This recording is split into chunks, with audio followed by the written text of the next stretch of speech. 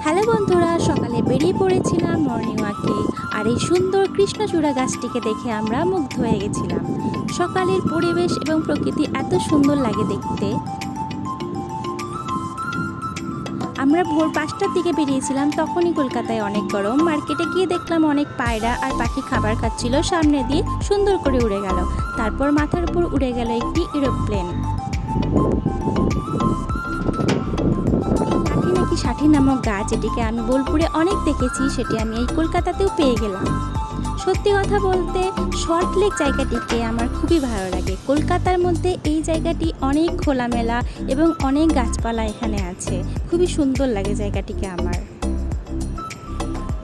যে বোনের সাথে আমি এসেছিলাম সেই বোনের কিছু ফুলের প্রয়োজন ছিল, তাই ও চারিদিকে ঘুরে ঘুরে ফুল সংগ্রহ করছিল আর আমি তার সাথে মর্নিং ওয়াক করছিলাম। তারপর মাথার উপর দিয়ে একটা হুশ করে এরোপ্লেন উড়ে গেল। আমরাও